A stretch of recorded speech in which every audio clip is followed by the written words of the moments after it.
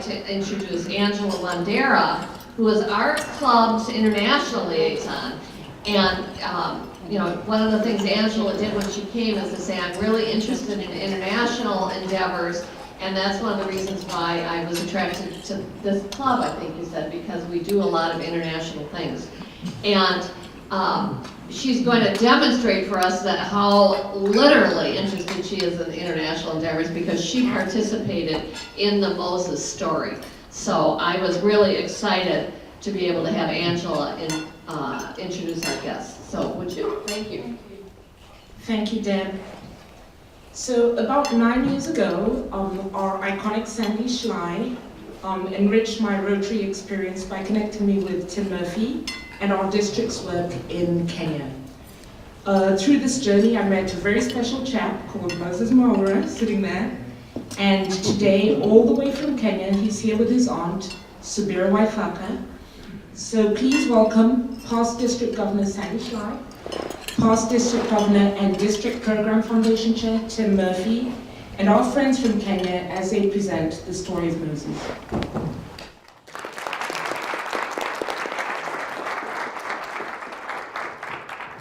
Thank you. Thank you so much. Appreciate the warm welcome, Angela. And thanks to all of you, Bloomington Rotarians. It's very special to be here with this club.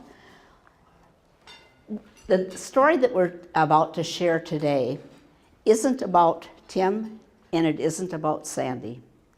It's about the support that all of you and members of the other clubs in District 5950 have provided to our Rotary Foundation, and specifically to this particular project and the other water and sanitation projects in East Africa. And it's always an honor to be in the presence of a celebrity. And after the publicity that our special guest got yesterday in the Star and Tribune, we're all anxious to hear from Moses, and we will get that chance. Sandy and I are honored to be able to tell the Moses story. We'd like to start by pointing out that your dollars that you give to the Rotary Foundation are a direct contribution to the Moses story.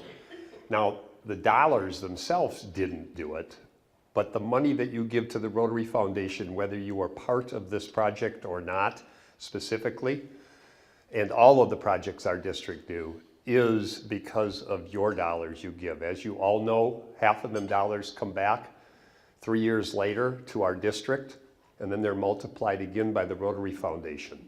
They keep that other half, and they're used for projects that Sandy and I will tell you about here today. And then, as a result of one of those projects in Kenya, Sandy met Moses. It started in 1985 in our district, when one of our fellow Rotarians named John Schwarz and his wife, Babby, taught at Daystar University in Nairobi, Kenya, one of the largest Christian colleges in Africa. John and Babby founded Kinyaga Dindora School in 1987. It still exists in Nairobi, Kenya, and 1,000 students attend that school. During that period of time, John and Babby also taught Bible study in one of Kenya's two slums, large slums, Mathare Valley. There, they met a young gentleman named David Waithaka. And I'll talk more about David in a few minutes because he's very important, and his wife happens to be here, so I have to do that. Sandy?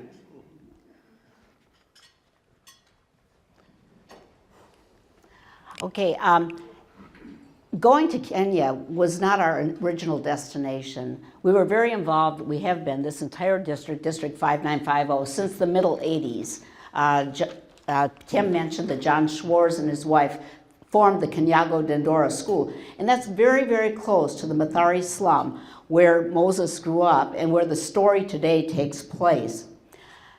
When I stopped in the Mathare Valley the first time, I was really on my way to Tanzania to deal with a very large project that all of you participated in, high on the Rift Valley wall. We built a huge earth dam that became an example for the country of Tanzania. We worked with the indigenous people, the Mwaura village, and what happened is we paired with a Rotary Club out of Dar es Salaam. That would be on the coast. We are here now in these pictures celebrating the opening of the dam and the first water within 5 miles of the village. And so the women are gathering the water and they are celebrating and they're dancing to celebrate that event. So that was year 1. The next year, we wanted to go back to see this village, but also to stop and see Kinyago Dandora on the way. Our district's history continued in East Africa.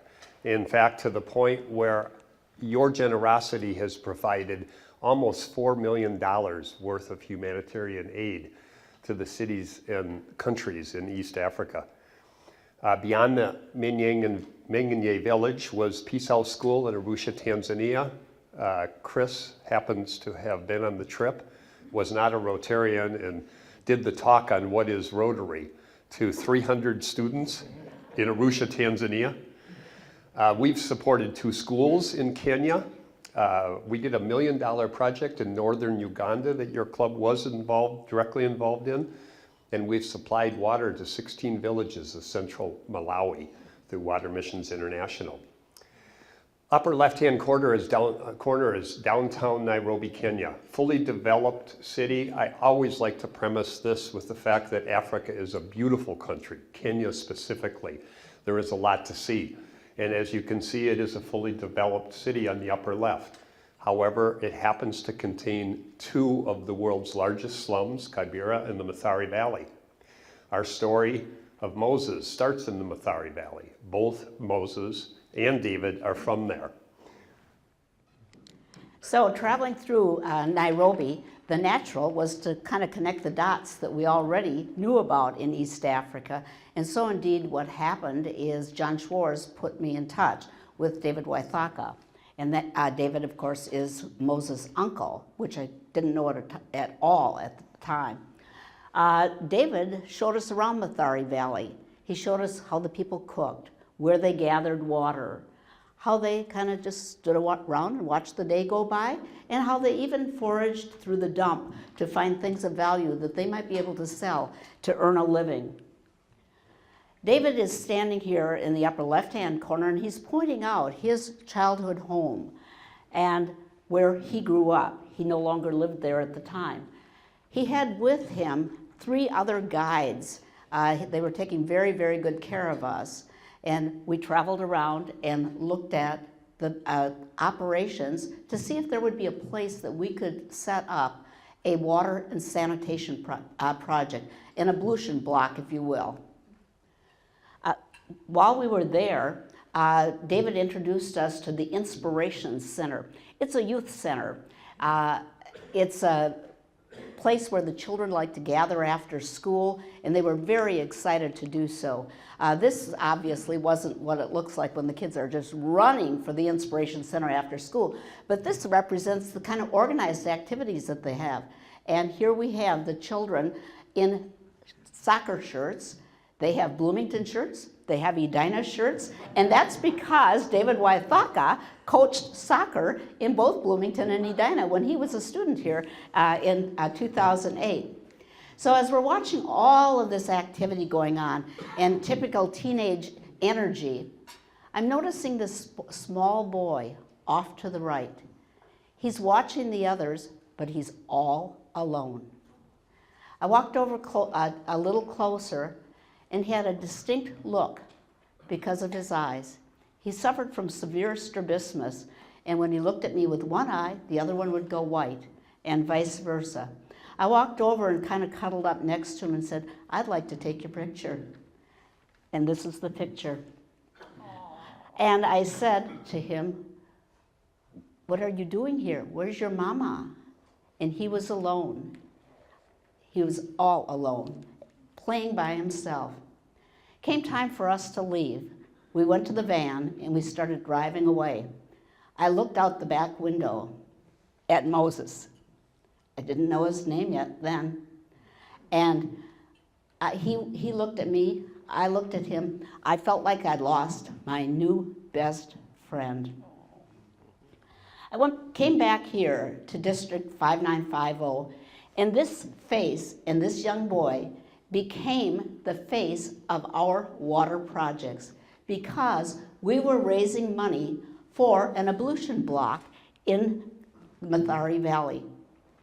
We completed the ablution block, and midway in the project, I had an opportunity to go back to Mathare Valley again the next year, and I was standing outside the Inspiration Center the same time of the year, the same time of day, and the children were flooding to the Inspiration Center for their after-school activities.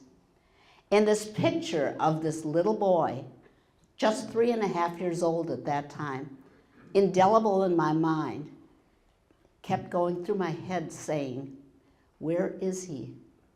Does he still live in Mathare Valley? Is he gone? All of a sudden, Moses came running, and this is when I learned his name. He jumped into the arms of his uncle, and David said, Moses!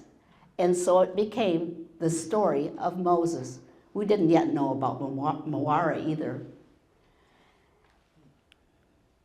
So, excuse me. So what happened, as I came back and talked more, our story began to grow, as did our contributions toward our water and sanitation projects in East Africa. One day, while I was sitting in my own club, listening to Tim tell my story, I leaned over to my ophthalmologist, Charlie Bear. He said, I want to talk with you about something. And Charlie said, Sandy, why don't we fix that boy's eyes? Well, the tears came to my eyes. I thought, how wonderful. As soon as it was over, I walked up to Tim and I said, Tim, we need to fix his eyes. And from that point on, Tim said I was the best delegator in the world. I thought she was crazy. I found out she was crazy. Before we change this slide, this is David Waithaka, which is Moses' uncle, and he was instrumental in helping us on the Kenya side. He was a Rotarian at the time. And Sabira has not been formally introduced to you yet, but the lady with the spectacular voice that sang our invocation today is David Waithaka's husband, wife, was not back then, but is today. Sabira, would you stand up, please? David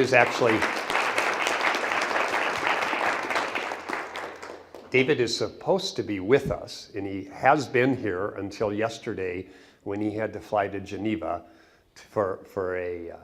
he's going to be with the American Red Cross, and he had his initiation, so he'll be back on Thursday. Otherwise, David would have been here. But this is the most important part of his family, because Sabira, when David travels, is Moses' caregiver now in Nairobi, Kenya, and does a spectacular job of it. So thank you, Sabira.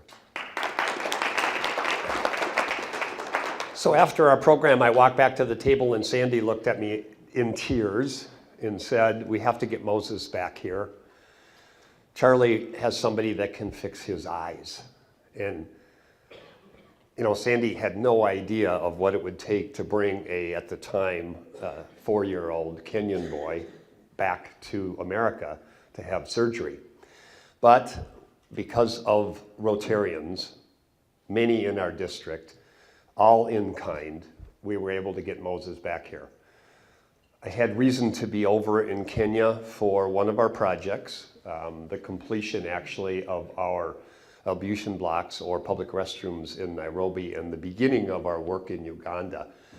David and I, in a 3-week period of time while I was there, procured first a birth certificate. You cannot get a passport unless you have a birth certificate, and Moses, being born in a slum, did not have a birth certificate. So we first got a birth certificate. David was able to, with the help of Rotarians in Nairobi, Kenya, get a passport. Most complicated process was then a visa, on a young human being that did not exist in the eyes of the Kenyan government or the American government. When we showed up at the US Embassy to get his visa, they didn't want to let us in. And I said, you have to, this is my embassy, I'm an American. So I got in, explained the situation. They said, you apply for a visa online. I had not done that. And it's a 2-week waiting period while they do a background check. And I explained that this young man got a birth certificate 2 days ago and a passport the day before. And he looked at me, kind of said, well, maybe there is something we can do. So thanks to the generosity of Delta Airlines and a Rotarian in our district, I was able to postpone my flight, got Moses a passport the next day to come to the United States.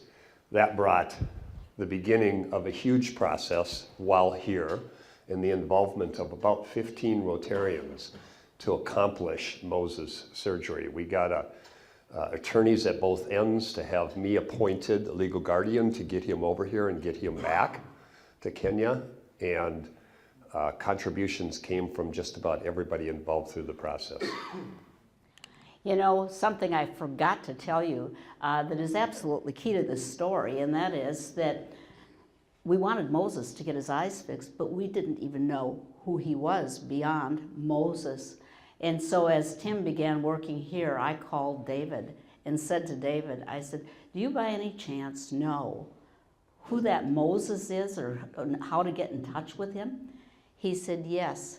Moses' name is Moses Mwaura, and he is the youngest son of my youngest sister who still lives in the slums. So a connection. Tim called me in those days when he was over in Africa. He didn't tell me that he was possibly waiting for a 2-week delay on all of the paperwork that needed to be done. He was very encouraging and said, well, I think we might get this done in the next day, and indeed he did. So we all waited. The message filled the Rotary world, and people agreed that we would all be at the airport. Here you only see a few people. You see Dwayne and me waiting. The little bear was made by the wife of a Brooklyn Park Rotarian. And there's Tim arriving with Moses. And Moses had heard there was snow here, so he had on a pair of boots, and he arrived just as he is right now, in his clothes and a pair of boots, and that was it. But right behind me was the press, and it went on and on and on.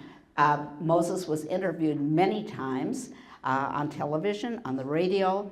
He appeared in magazines, including a professional dental magazine. And the same thing has been repeated. If you saw the Star Trib, the Minnesota section yesterday, you saw a picture of Moses at the Rotary Club of Edina, and you also heard him answer the question about how he felt. He said he felt like the king of the USA.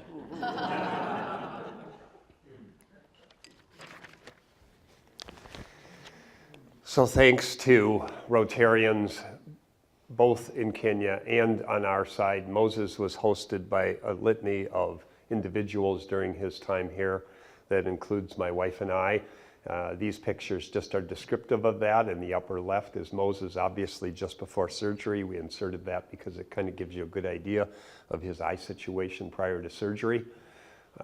My wife was instrumental in outfitting Moses, as was many other Rotarians within our district. We had to stop for a pair of Minnesota shoes on the way. And the lower left is Moses just after surgery. As Sandy mentioned, Moses received a tremendous amount of publicity through the whole escapade, and you saw a follow-up on it in the Star and Tribune. You will also see a follow-up on Care 11. This is the Care 11 publicity as Moses arrived and went through the process. Next slide, Sandy. And then the process begins. And Moses was here for 9 days.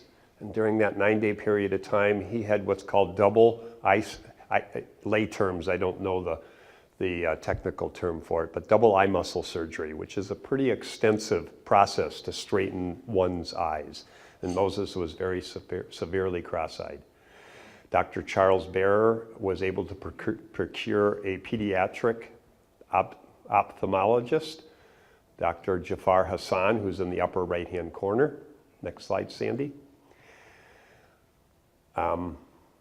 These are just pictures just before Moses went in, but of importance is another physician that did his pre-op, and then somebody of real significance, Southdale Fairview Hospital donated the hospital facility, the anesthesiologist, all the nursing staff, and their entire facility to do the medical portion of Moses' process. And then, not only did we fix Moses' eyes, but thanks to the generosity of your Rotarian, Angela Wandera, Moses spent quite amount of time in the dentist chair at Angela's facility in Eden Prairie, having his teeth fixed, literally for the first time in his life.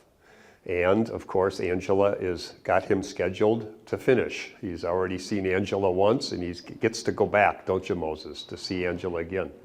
And look how excited Moses is about that. Dentists are not one of Moses' favorites, but there is no better pediatric dentist than Angela Wandera. During Moses' stay, she also got a nice article. Moses got some publicity in her industry's publication. Moses made a lot of friends, and there were a lot of funny stories. As a matter of fact, you see him in the back seat of my car, in a car seat, and he was like Houdini. He could get out of that car seat so fast. And I haven't had a child his age for a long time, so I quickly learned about the safety locks for children on cars because he opened up the car door out of his seat on the freeway. 20. We had a lot of gatherings, and a lot of people hosted Moses, just as they are right now, and thanks to all of you who have been involved in this process. Moses likes to do a lot of things. He likes to play the piano, he likes to talk on the telephone, he likes to play with Cindy's camera. He likes to, he's very social, and he likes to go around and greet people. When he was here the last time, I thought it was really important that he learned to be polite, and so I taught him how to shake hands with people. And I said, you shake hands, and then you say, hello, my name's Moses Mwaura. Well, I wasn't anticipating it, but I took him to the swimming pool, and I also took him to the playground, and he went around shaking hands with everyone. Hi, I'm Moses Mwaura. He looked like a politician running for office.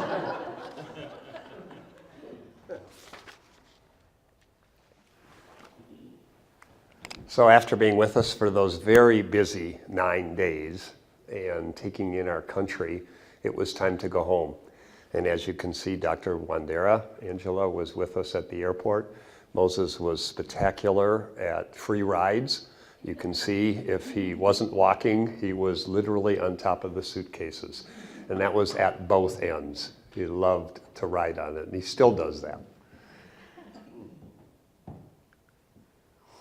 And then when Moses got back, he was reunited with his mother, and in a very emotional reunion at the Nairobi, Kenya airport.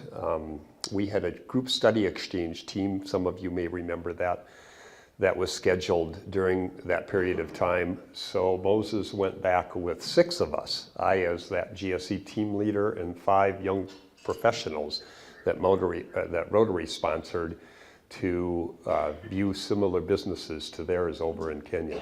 We got him back and handed him off to his mother. And Sandy will finish this slide, I think. 2 types of gratitude. Moses stands there with his mother in church with his Bible, praising God for his good finds here in the U.S., and also sends his gratitude with love to his heart. Do you have the clicker? The new opportunity for Moses occurred shortly after that. Angela was involved in a specific fundraiser by the Rotary Club of Edina, spearheaded by Paul Moody, to raise funds for Moses' education. And indeed, Angela told our club what it would have meant to grow up in Kenya had Moses not had this surgery. And so if you look at the comparison here, the club decided to raise money for his education. And so Moses now goes to the Green Garden School, upper right-hand corner, where he might have attended a school, upper left-hand corner, in the slum. Green Garden is a boarding school, and so he is there, he lives there. He'll tell you a little bit about that in just a short amount of time, as opposed to living in the slum with the students there. And I did already introduce Subira, but here's a recent picture from Kenya of David, Moses, and Subira back, I believe, in David's home, Subira, is where this picture was taken. These are the Rotarians that were involved, and I won't take the time to go through, but there were about 15 back in 2010 that were involved in that process. And these are Rotarians and friends of Rotarians. And a couple I would like to point out are his physician, Dr. Jafar Hassan, is about in the middle from Edina Eye Physicians. Mike Callis did the legal work on this end. John Schwarz is down in the lower right-hand corner, right next to our dear Dr. Angela Wandera, your club member.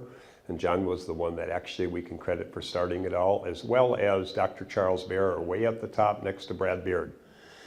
The others were Tom Bach, donated airfare, Jennifer Benarat, publicity on our end, obviously, which Moses has received a lot of. And now, the guest of honor, our celebrity himself, we are distinctly honored to have. We'll introduce you to Moses Mwaura.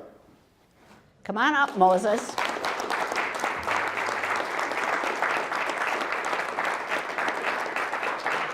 In just a minute, we'll have you ask questions of Moses, but I'll just get it started. We'll get him warmed up, and then you can ask any questions that you would like. So, Moses, tell me, what's it like coming back here to the United States? What are your feelings? It's fun, and I actually got to meet a lot of people, and I love it here. You love it here. Well, we love you too. We met you the first time when you were 3.5. Then you came here when you were just 5.5. How old are you now? 12, turning 13 on Tuesday, actually. Okay, he turns 13 On Tuesday? tomorrow. Moses turns 13. Tell us about your school, your Green Garden School. All right. It's good. We actually get to learn a lot of things. We learn music. But I'm the captain of music. You're the captain of music? Mm-hmm. That- And we get to play a lot of games like hockey, soccer, swimming, and it's always fun. That's great. Well, we know you're a very active boy, and if there are any questions that people in the audience have right now, they can ask them. I'll maybe pick up a couple more right now. Okay, right over here. Do you have brothers and sisters, Moses? Yes. Yes. Yes, he does have brothers and sisters. They're How many? 5. 5. he has 5. There's quite an age difference between them. And you're the baby? Yeah. Yeah, he's the youngest. A 13-year-old boy doesn't like to be called a baby, do they? Of particular interest to this group, too, that you might know, when Moses was here in 2010, he spoke absolutely no English. He had not started school. His language is Swahili. And since being at Green Garden School, this time we get to have Moses talk himself because he speaks very fluent English, don't you? Okay. Moses, what do you like to eat when you come to the U.S.? French fries, pizza, hot dog, and hot chocolate. Over there. Moses, what's your dream? What would you like to be when I you finish your education? Here you I would like to be an actor, public speaker. Yeah, that's all. Not a politician. It's changed since Thursday. just so you know. Thursday it was actor, musician, and businessman, but now he's going to be a public speaker too. That's good. Okay. I was going to ask what's his favorite subject in school and what's his favorite hobby? Favorite subject in school? CRE, if you understand. And my best hobby is music and games. Yeah, that's all. Moses, what is CRE? Christian Religious Education. Yes, correct. He loves music. What kind of music do you like? Pop. Sometimes I like pop music and sometimes secular music. Don't ask me why. And sometimes gospel music. The gospel music, yes. So do you sing with Sabira sometimes? I will get to play the keyboard and she sings, and sometimes I'm hyper. So What instruments do you play, Moses? Tell them what instruments you play. I play a lot of instruments. I play the keyboard, the trumpet, the trombone, the guitar, the drums. Yeah. Can you still imitate the crows in my backyard? Those birds?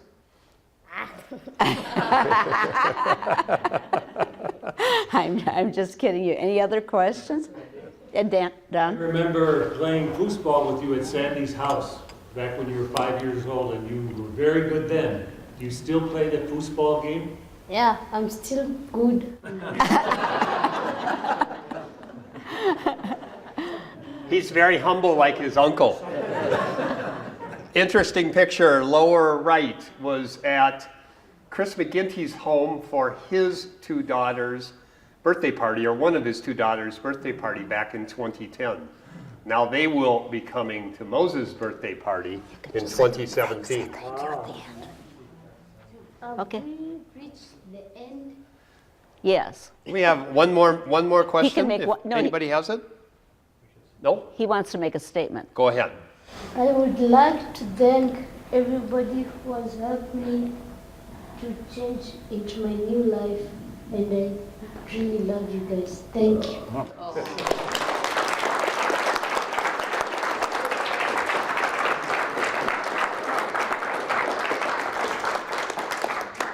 Well, I think you can check off public speaking already on your list of accomplishments.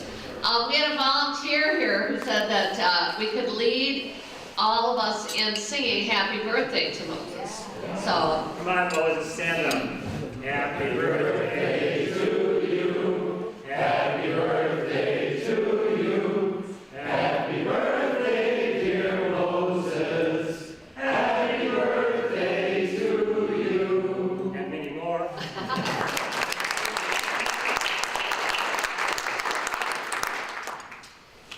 well, thank you. That was really inspiring and reminds me again of how powerful it is to be able to